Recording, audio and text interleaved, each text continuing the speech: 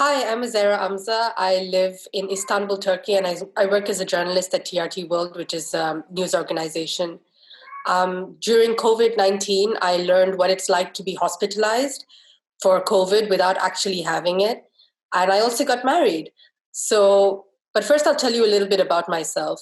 I was born in Sri Lanka, and I've lived in a bunch of different countries around the world, like the UK, Singapore, and India. I finished my higher education in the UK. I studied law, and then I decided I wanted to do something a bit more fast paced, and I also wanted to write, so I chose to do journalism.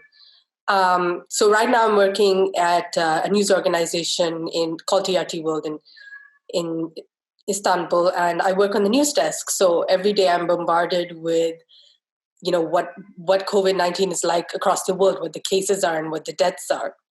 Um, right now, the situation in Turkey is we have a curfew every night on weekdays from 9 o'clock to 5 o'clock the next day.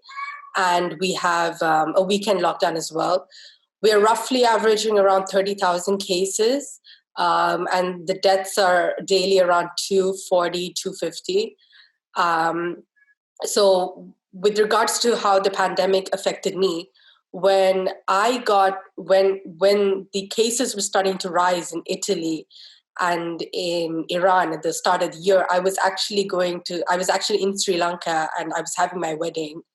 My partner was very anxious about it. He kept checking the numbers all the time, and he was really into it. But I was more relaxed. I was getting married. I was on my honeymoon. Like, everything was really nice. I was with my friends and my family. It was a really nice vacation. We only worried about the pandemic as we were heading back to Turkey, because we were worried that the flights might get canceled, but that didn't happen. About a week after we got to Turkey and we were working, that's when the first cases started to come in. So we started working from home, and we had lockdowns up until June. So at that point, we were like a bit scared. We were a bit apprehensive. We were not sure what was going to happen, how long this pandemic was going to last for. It was a very unsure time. We Like, most of the shops were closed, most of the malls were closed. We were ordering everything online, and we were just staying at home. Um, but the pandemic really affected me because it affected my health, because I have asthma. And in September this year, I woke up not being able to breathe, which happens around maybe once or twice a year. I get a really bad asthma attack that I have to go to the hospital for. So that day I woke up, I tried everything. I tried drinking hot coffee, tea, like I tried taking all my inhalers, nothing was working. So I went to the hospital, and they put me on a nebulizer, but I didn't really get the full treatment. I felt a little bit better, so I came back home. And I had a nap, and I woke up and I was still not able to breathe. So I went to the hospital. They did a chest scan, they put the nebulizer on me, and then all of a sudden they took me and they isolated me, and they put me in this room with like a glass window that anyone could look in. So I was sitting there and I thought, why am I here? Maybe a doctor is going to come up to me and, like, explain. But it didn't happen. I was there for around 2 hours. The room was very, very cold. It was very, very cold. The AC was on very high.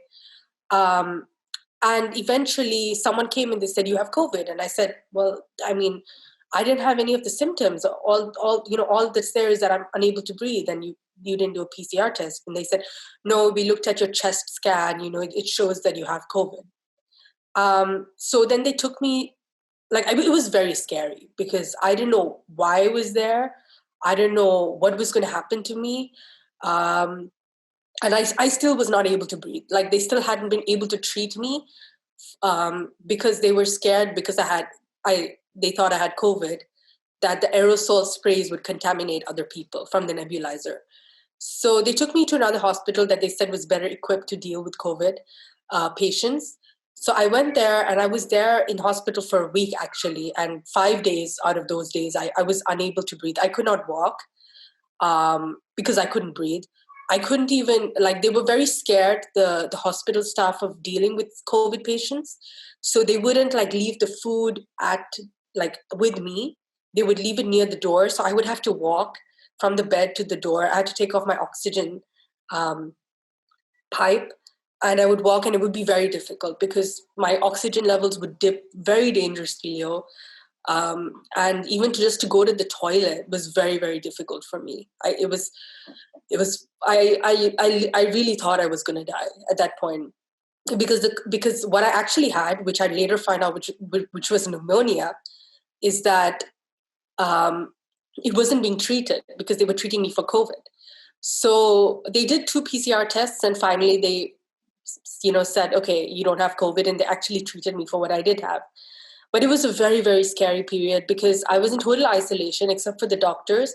My life was running on hospital time. Like, the nurses come in at 6:30, they give you food, they give you injections, and I'm basically like in bed the whole day. So it was very hard. There was like, I didn't even know what my treatment plan was because there was a language issue and they couldn't communicate it to me. So I didn't know how long I was going to be there, like anything. So it was just really, really scary, and like, I wouldn't wish that on anyone because it's really difficult to not being able to I'm going to start that again. It's really difficult to not be able to breathe. And it really gave me an appreciation, like an understanding of how COVID-19 works, and how, not being able to breathe is such a difficult thing, especially for such a long period of time. For 5 days, it's very difficult. It really wrecks your body. So it was a really scary time.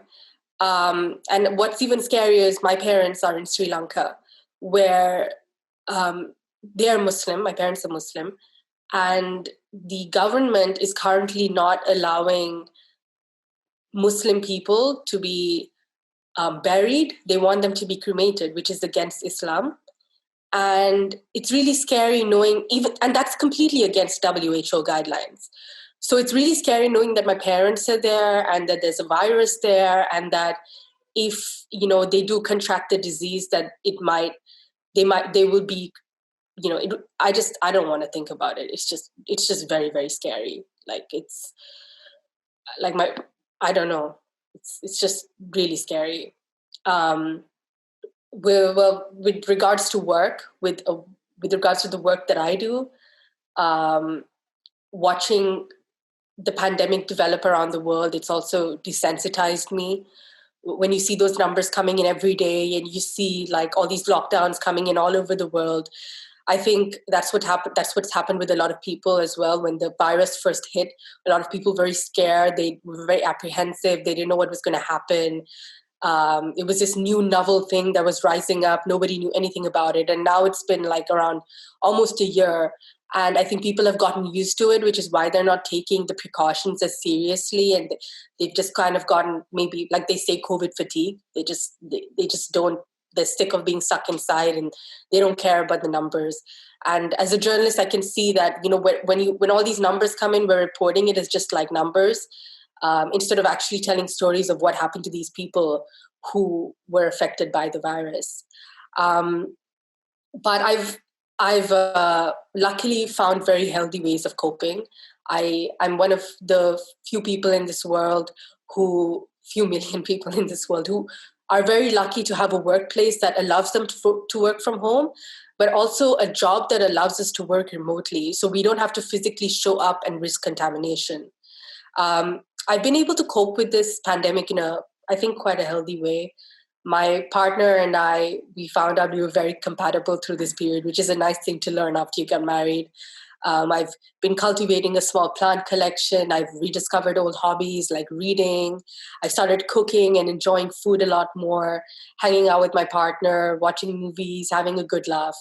And so it's nice. It's a nice thing to have a nice safe space at home when there's a pandemic raging outside. When I think about the future, like, I don't know when I'm going to get a vaccine. I don't know if when I'm going to be comfortable to go out and go to a concert and hang out with my friends, and without wearing a mask. It's just very, very scary still. Like, my future is very uncertain. I feel like the things that I wanted to accomplish this year, I haven't been able to. I I wanted to go on a vacation. I wanted to pick up a little bit more work, but also I'm really tired and I'm very anxious all the time with regards to this pandemic. I don't know. It scares me. The concept of contracting the virus scares me because I just came out of the hospital for pneumonia and I don't want to damage my lungs anymore. So yeah, the future is very uncertain, and I do look forward to the end of this though.